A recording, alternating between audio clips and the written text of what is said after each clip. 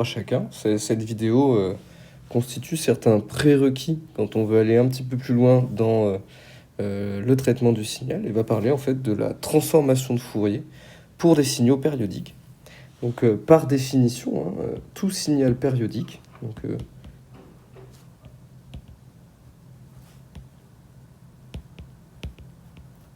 qu'on peut noter généralement S de t, périodique mais qui varie au cours du temps.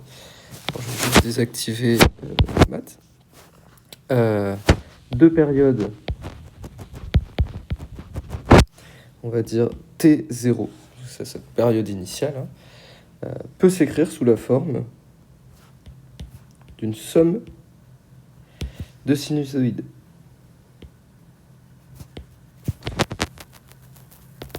Et donc cette forme, c'est S de t, va être égale à une valeur moyenne, A0, plus la somme de n égale 1 à l'infini, de an, un certain coefficient, qu'on appelle coefficient de Fourier, fois le cosinus de 2pi n f0, la fréquence, fois t, plus bn, sinus de 2pi n f0 de t.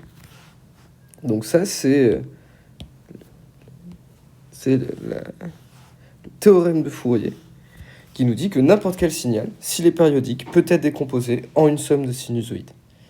Et donc pour l'illustrer, j'ai fait un code Python qui permet en fait de représenter cette somme de sinusoïdes en choisissant des coefficients de Fourier que j'ai noté là, AN et BN bien choisis, en choisissant les bons nombres, les bons numéros d'harmonique d'un signal, on peut recomposer n'importe quel signal.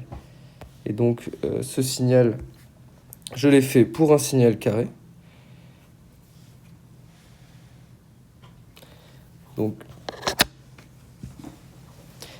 si on choisit le bon ensemble de sinusoïdes, en prenant les bonnes périodes et les bonnes amplitudes, en faisant les calculs des coefficients de Fourier qui vont bien, et qu'on va toutes les additionner, on devrait pouvoir représenter n'importe quel signal en faisant cette somme. Alors ça doit être une somme infinie, mais donc si on les additionne, on remarque ici que on va obtenir quelque chose qui va se rapprocher finalement d'un signal carré.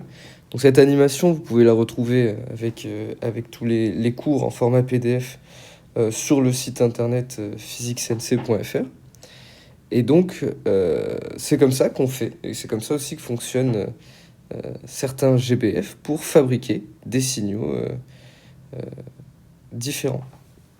Et donc, voilà, on remarque aussi que la fréquence fondamentale, ça va être le caractéristique de la fréquence du signal obtenu.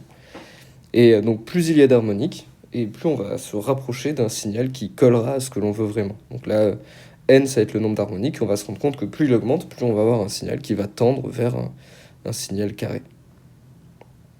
Donc voilà, le théorème de Fourier, il se vérifie assez bien en disant que, bon, là j'ai fait ça pour un signal carré, mais il peut fonctionner pour tout autre type de signal, à condition qu'on soit en mesure de bien calculer la valeur des coefficients AN et BN, et de bien afficher uniquement les harmoniques qui vont nous intéresser. Alors, on va juste un petit peu détailler les différents termes. Donc, A0, c'est la valeur moyenne. D'accord ? Donc, la valeur moyenne, A0, ça se calcule comme l'intégrale sur une période. Donc, il faut faire apparaître le 1 sur T0 devant, du signal S de t dt. Ça, c'est comme ça qu'on calcule la valeur moyenne. Et puis, on va avoir les deux autres composantes. AN, donc c'est les coefficients de Fourier qui va être égal, lui, à 2 sur T0 fois l'intégrale sur une période de S de t fois le cosinus de pi n f0t dt. Et Bn, ça va être la même chose, mais avec l'expression d'un sinus. Donc S de t, sinus de pi n f0t dt. Bien entendu, pour toutes les harmoniques qui correspondent à des nombres entiers supérieurs ou égaux à A1. Ça, c'est une expression classique, mais on peut la représenter sous une forme qui va nous intéresser un petit peu plus. Pour ça, donc, je m'explique. Si on considère un cercle trigonométrique, ok, on peut représenter, alors peut-être pas trigonométrique, on peut prendre n'importe quel point, on peut représenter n'importe quel point de l'espace, donc il va avoir une valeur à un temps donné, hein, de deux façons différentes. Donc soit on l'inscrit dans un cercle de rayon 1, et on le repère avec un angle phi et, un rayon r, soit on le repère avec les coordonnées trigonométriques, c'est-à-dire ici on va avoir s de t cos phi, et ici on va avoir pas s de t cos phi, r cos phi, et ici on va avoir r sinus phi. D'accord, donc bon, il y a deux façons de repérer. Ici, on est plutôt dans la façon où on va avoir AN cos et BN sin, donc on est plutôt dans la façon que j'ai fait en rouge. Nous, on voudrait plutôt l'exprimer de la manière dont je l'ai fait en vert, donc c'est-à-dire avec une amplitude et avec un module. Et donc on va tranquillement faire. Donc la forme souhaitée, donc on peut mettre peut-être un point pour la deuxième expression, donc deuxième forme, deuxième expression. La forme souhaitée, ça va être quelque chose comme étant égal à un signal de t qui est égal à une valeur moyenne, qui elle ne change pas, fois la somme qui part toujours de 1 jusqu'à l'infini, d'un certain module, fois le cosinus de 2pi n f0t plus une certaine phase. Donc nous, on veut essayer de voir comment je peux retrouver cet angle phi, donc c'est cet argument finalement, et ce module, à partir de l'expression des coefficients AN et BN. Donc pour ça, il faut connaître ces relations de trigonométrie. On va avoir cosinus, on a A plus B, donc cos A plus B. Donc moi j'ai un petit mémo technique, je me dis cosinus il est con, donc il se mélange pas et il se trompe de signe. Donc ça va être cos A, cos B, moins sin A, sin B. Et donc ça, je peux exprimer maintenant cette expression S de t. Donc S de t, ça va toujours être égal à A0 plus la somme de n égale 1 à l'infini de Cn facteur 2. Et là, je vais avoir cos A, cos B, donc ça va faire cosinus 2pi n f0t fois cosinus phi moins sinus 2pi n f0t sinus phi. Donc voilà l'expression qu'on obtient. C'est toujours pas ce qu'on veut réellement. Mais maintenant, on va pouvoir finalement faire un travail d'identification, puisque nous, on sait que S de t, si je reprends l'expression, je pourrais l'indicer celle-là, expression 1, celle-là, expression 2. Donc si je reprends l'expression 1, qui dit que c'est A0 plus somme de n égale 1 à l'infini de AN cos 2pi n f0t plus bn sin 2pi n f0t. Okay, donc si on reprend cet ensemble-là, on peut chercher à identifier.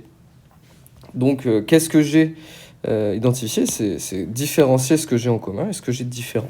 Donc ce que j'ai en commun, c'est que le A0 ne change pas, la somme, les bornes ne changent pas, et ce que je vais avoir en commun, c'est ce fameux cos 2pi nf0t, qui est ici, et je vais avoir un sin de pi nf0t.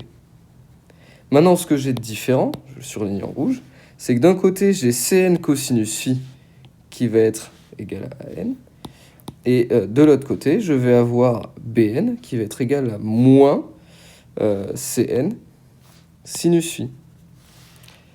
Donc ça me permet directement de dire que, vu que ces deux expressions sont égales, elles sont égales si Cn va être égal à...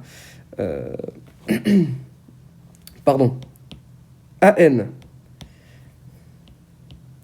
va être égal à Cn cos phi,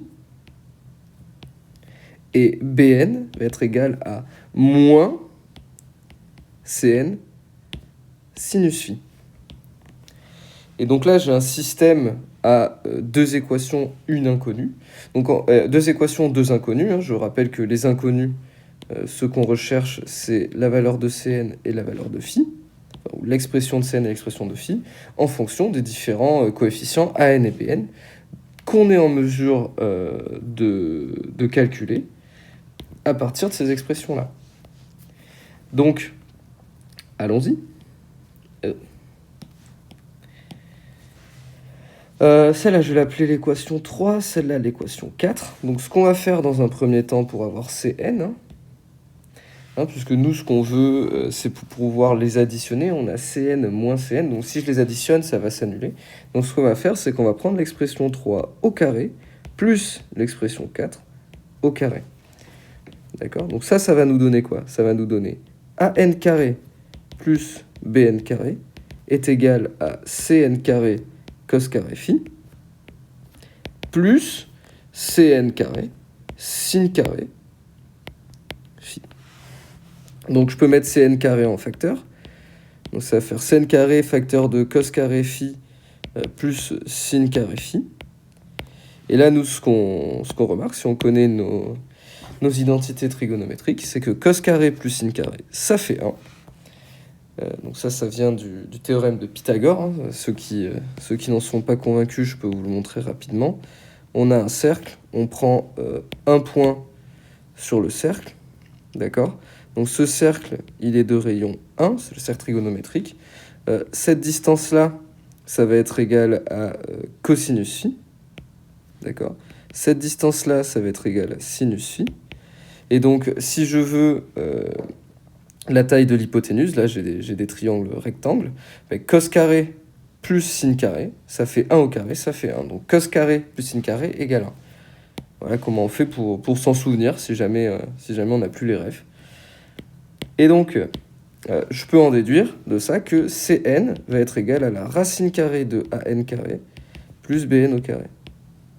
Voilà. Donc ça, c'est la première chose qu'on voulait trouver.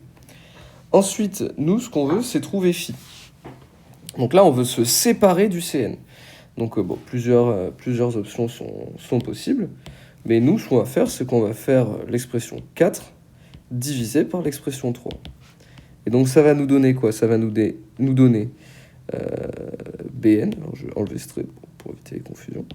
Ça va nous donner Bn divisé par An, qui va être égal à moins Cn sinus phi, divisé par Cn cosinus phi. Bon, les Cn vont se simplifier. Sinus phi sur cosinus phi, ça va donner tangente, donc je vais avoir moins tangente phi, qui va être égal à Bn sur An. Donc je peux directement conclure que phi, ça va être égal moins arc tangente moins 1, de Bn sur An. Non, je me suis planté. Hop. Faire passer le moins d'abord de l'autre côté. Donc ça va nous donner plutôt arc tangente de moins Bn sur An.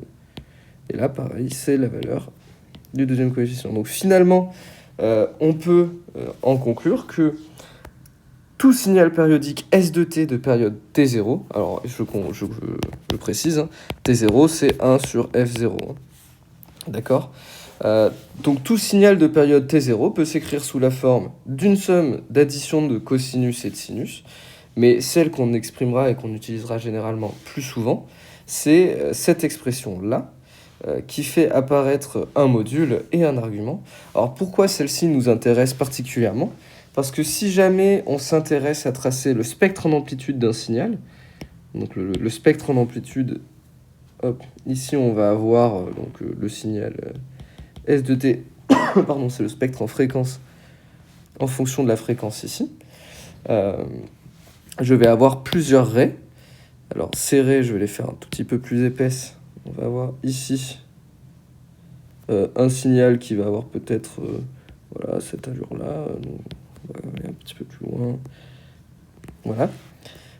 Donc ces raies-là, hop, je vais reprendre mon stylo d'écriture. On va avoir ici la composante continue, ici la composante numéro 1, et elle est plus facile à trouver parce que ici ça va être C1, ici ça va être C2, et ici ce sera plus loin CN. Donc pour des fréquences qui sont nulles, la fréquence fondamentale, la première harmonique. Alors comment on peut... donc la première harmonique, ça va être... la deuxième harmonique, pardon, ça va être 2 fois F0, et puis là ce sera N fois F0. Et donc finalement, si je suis en mesure de calculer pour chaque point la valeur du signal Cn, je peux retranscrire directement le spectre en fréquence de mon signal. Et bien entendu, ça va dans les deux sens. Donc voilà pourquoi c'est intéressant de travailler en fait sur cette deuxième expression. Ça nous permet d'avoir directement accès au spectre du signal, ou à partir du spectre, de pouvoir retrouver l'expression mathématique. Et d'ailleurs, c'est comme ça que j'ai fait pour calculer les différents coefficients pour faire mon signal carré tout à l'heure dans l'application du programme Python.